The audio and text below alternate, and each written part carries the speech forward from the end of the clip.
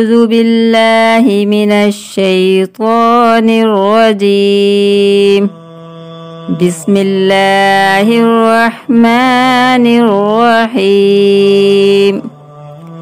إذ أوى الفتية إلى الكهف فقالوا ربنا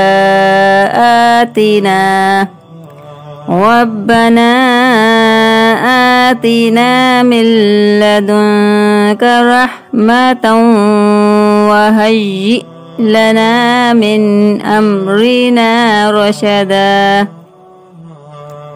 وہ وقت یاد کیجئے جب چند نوجوان غار میں پناہ گزیر ہوئے تو انہوں نے کہا، اے ہمارے پروردگار، ہمیں اپنی بارگاہ سے رحمت عطا فرما اور ہمارے کام میں راہ یابی کے اسباب مہیا فرما۔ مفسرین کے مطابق اصحابہ کہف ایک شہر کے شرفا معززین میں سے ایماندار لوگ تھے۔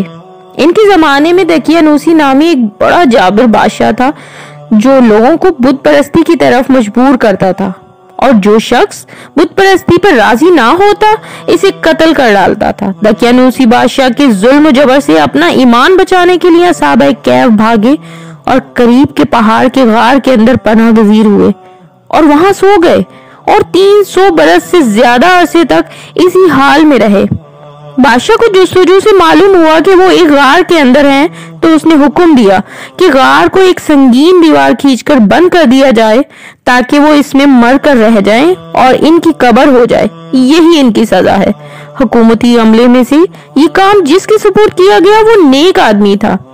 اس نے ان اصحاب کے نام، تعداد، پورا واقعہ ایک تختی پر کندہ کروا کے تانبے کے صندوق میں ڈال کر دیوار کی بنیادوں کے اندر محفوظ کر دیا۔ مفسرین کا کہنا ہے کہ اصحابہ کہف کی تعداد میں اختلاف ہے اور ان کے ساتھ ایک کتا بھی تھا، اور کتا جنت میں انسان کی شکل میں داخل کیا جائے گا جو 300 سال تک سوتا رہا۔ اس کتے کا ذکر قرآن پاک میں بھی موجود ہے۔ تحسبهم أيقاظا وهم رقود ونقلبهم ذات اليمين وذات الشمال وكلبهم باسط ذراعيه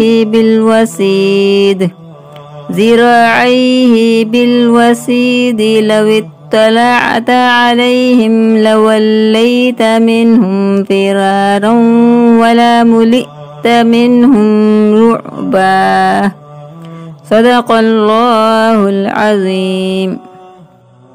اور اے سننے والے، تو انہیں دیکھے تو بیدار خیال کرے گا، حالانکہ وہ سوئے ہوئے ہیں، اور ہم وقفے کے ساتھ انہیں دائیں جانب بائیں جانب کروٹیں بدلاتے رہتے ہیں، اور ان کا کتا ان کی چوکھٹ پر اپنے دونوں بازو پھیلائے بیٹھا ہے۔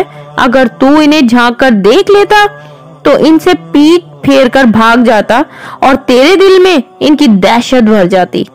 ترجمہ عرفان القرآن۔